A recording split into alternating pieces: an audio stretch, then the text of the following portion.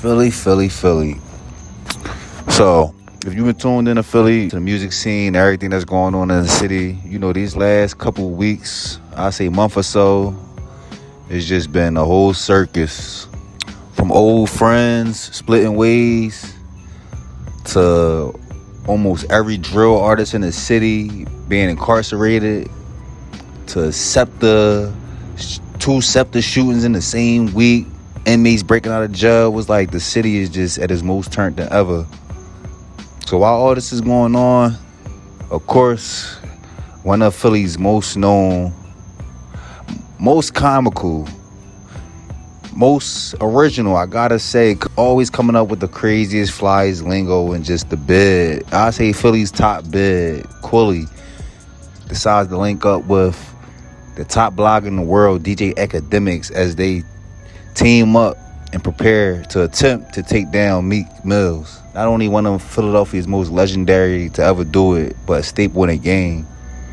So as these two team up to take down Meek, I feel like it's only right that we highlight another side of the story.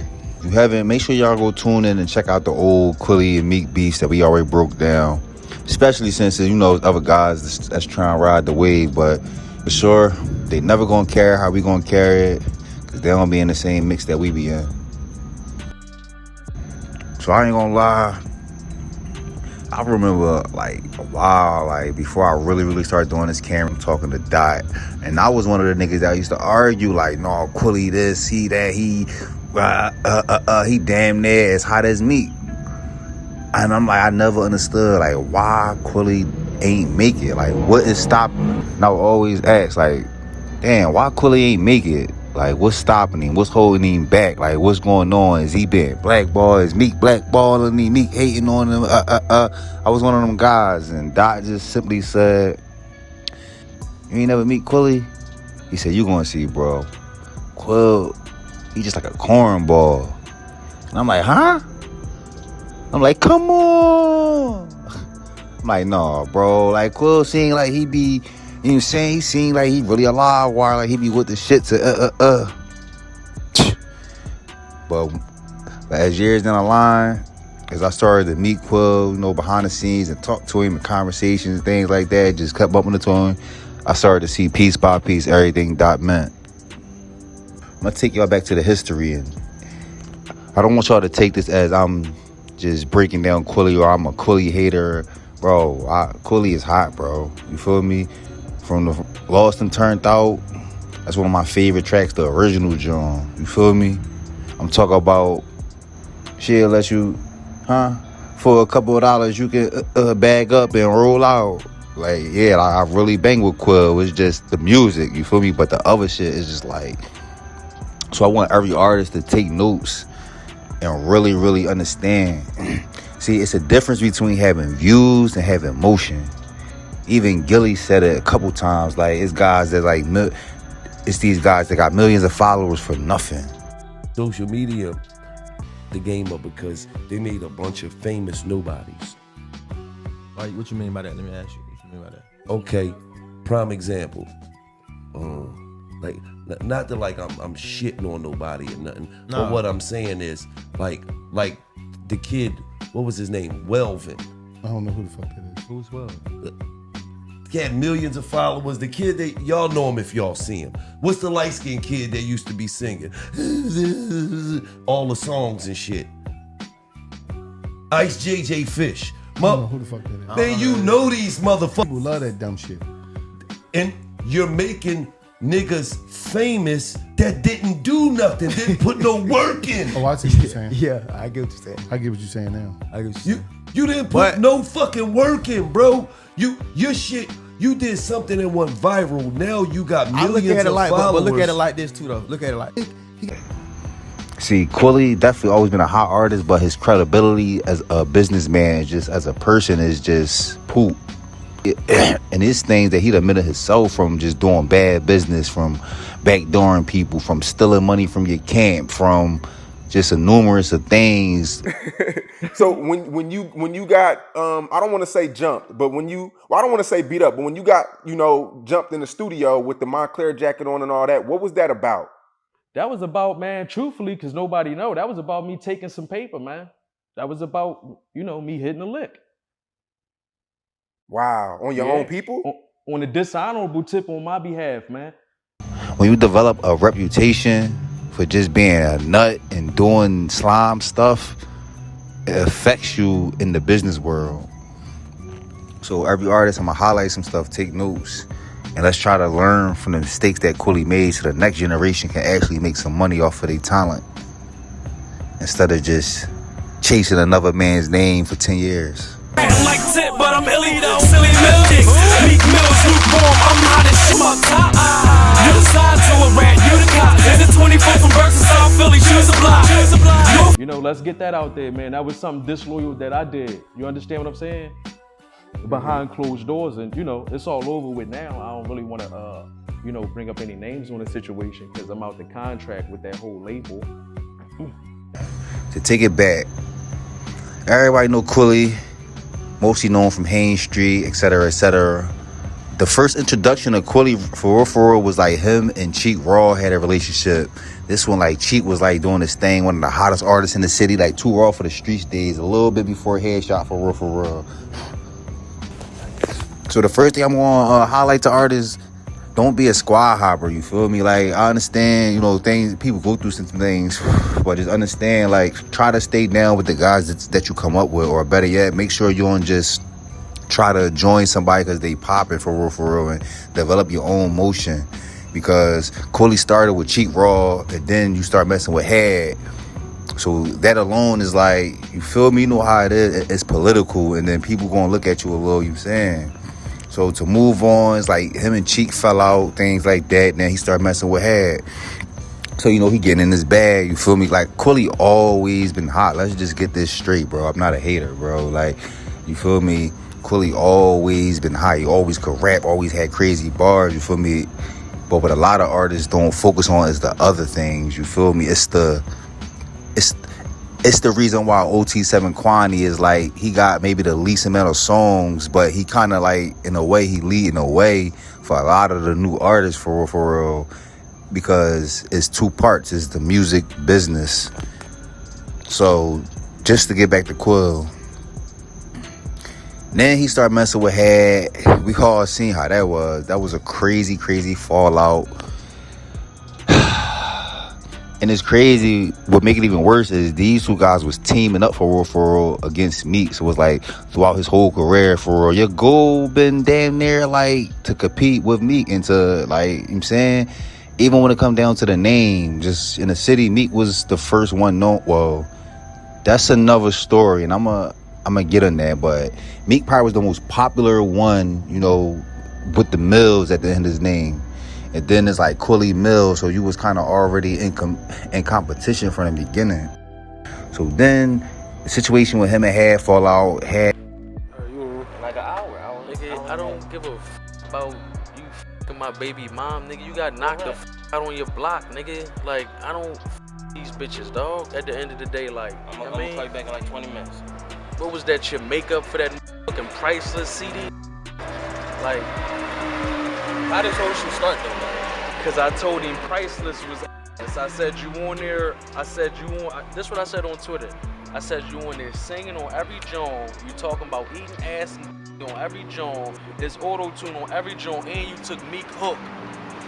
that joint was crazy because it's like, yo, like, it just was like, damn, like, yo, when that happened, bro, it's just like, it was crazy because this situation played in two ways. A lot of people looked at Head like a slime because it's like, yo, that's your man, and you cracking his BM, and oh, there's the other tip. And then people was looking at Quill like soft. So Quill kind of got a little sympathy in this situation for real. Niggas was like on his side a little bit because it's like Quill and Head was thorough, and you know, and that was like a disloyal move for real. So Snake right now, fucking slime ball. That's slime ball shit right there. Real rap. I mean, we don't put our hands on bitches, we don't beat up, like, we don't do that, like, you know, niggas just say slide, like, that shit ain't about nothing. Niggas got cribs, like, you feel me? But like, at the end of the day, dog, this shit happens to the best of us. Yeah, like, you know. However, you know, whatever happened, the arguments behind the scene, whatever Quill said or did, that was just another joint where it was like, damn, you feel me? But that kind of worked in Quill's favor. So then he falls out with Had, continues on to, you know, still drop projects, doing this thing, still killing shit for real. You know, New Wave, Hain Street Hustler.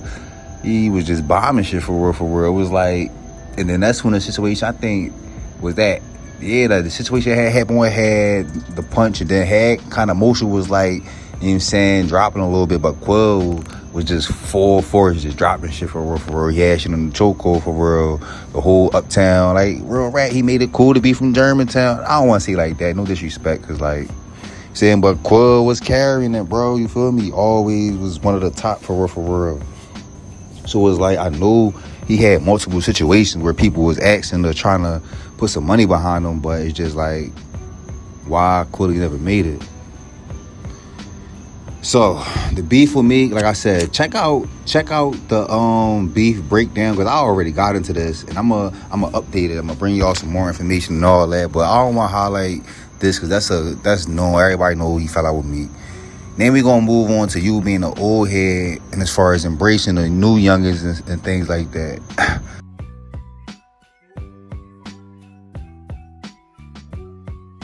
You already played on this internet shit, you ass nigga. You should never comment. F*** you talking about, nigga? You f***ing turkey burger. Talking about I ain't playing that. Nigga, you should never said nothing. F***ing bomb head. Talking about. You from the biddy, nigga. We don't take bombs, niggas. Niggas go over they shot and walk, nigga. A few zaps here and there, nigga. Niggas ain't on no bombs, nigga. F*** you Daniel from Darby. You f***ing Eugene from Yaden. You nuts, nigga. And over, nigga, I'm going. They had Bloody on the sub machine. They say he be on bombs and subs all day. I say some of the OPPs, like, some of them niggas really, you know what I mean? Like, but him is a goof. And no, when we did that feature, that Nerf with Dep jump, he told me bring him 330s and 2 ounces of drink. He's a weirdo. What the f is wrong with him? That nigga been a fiend. That nigga been a fiend since I was born. Real right. And he ain't never get no money. He been broke since he been rapping. Time you wanna come through Nerf, you gotta pay the visit. He from uptown, talking his hood shit. Nigga dumb as shit. Nigga ain't never changed. Nigga, I ain't never. But before we get into that, we gotta go to the AR situation. You feel me? So many random moments where it's like Quill just taking L at the L and at the L. So what happens is he just becomes like a big. You feel me? Like we don't take him serious. Like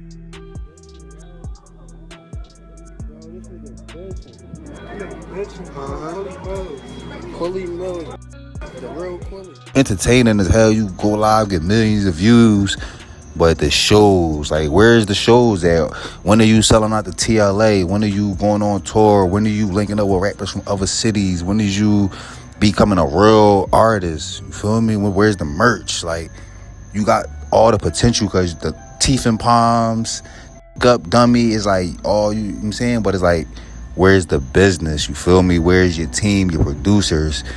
It's like when you do slime stuff to people for over years, nobody want to work with you, or you just become incompetent to work with, and you end up in a situation where it is right now, where it's like you so popular you can never work a regular job, but you gotta have to make money off of your name and off your craft. And that's where a lot of these artists fall, where then they gotta start charging people for this and interviews and like that, whereas because you're not making money off of your music. I also want to highlight the fact as far as the songs. You feel me? It's like you can have 1,000 freestyles, but how many hit records? That shit matters, you feel me? So let's get back to this AR-Ab situation. So like I said, Quill tried to play with Ab, which is, you know what I'm saying, Ab had hit the button on him, put hands on him, didn't let it known that he put hands on him. So with you in that Quilly Never situation, man? Oh man, that shit over, man. You know what I'm saying? Like, I see the nigga, I beat him down, all that, man. Like, Ab already been stamped, he nothing to play with for real. So now it's just like multiple L's. The crazy thing about it is like you end up signing with OBH. You was a part of OBH for real. a rat if his bag right. No honor at all. Where we at?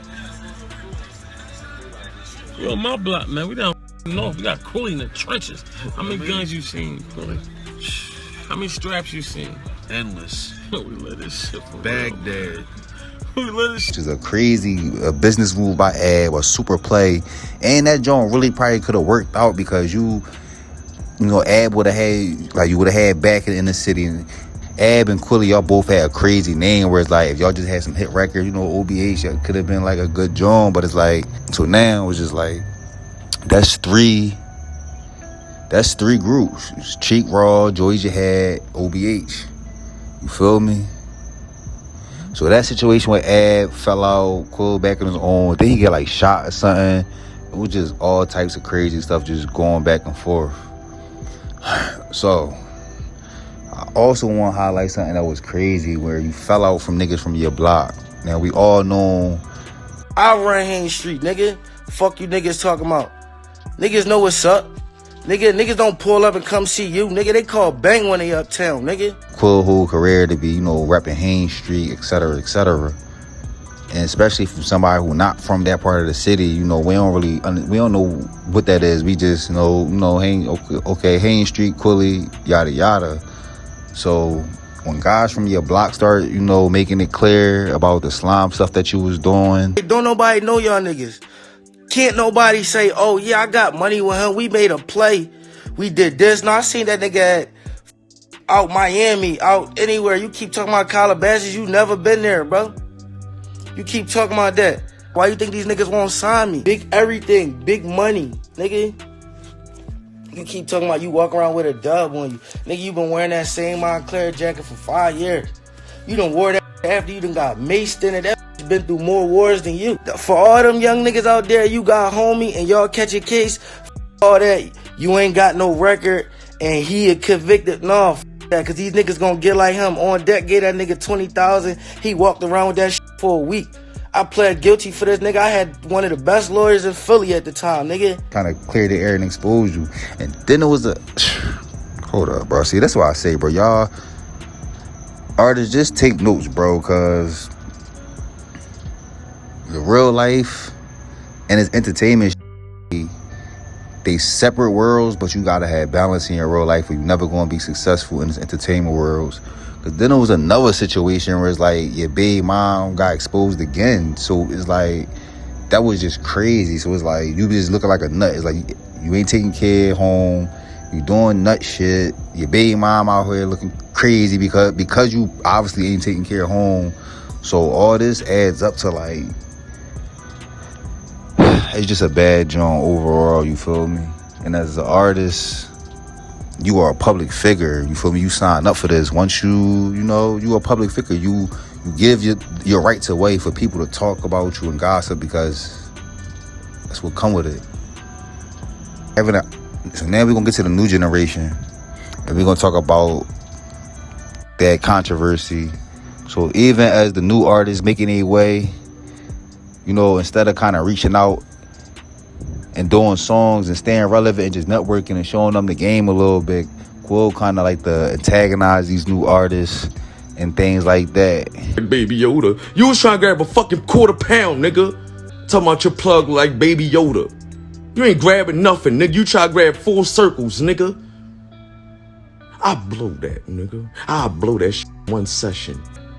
You tried to grab that to flip.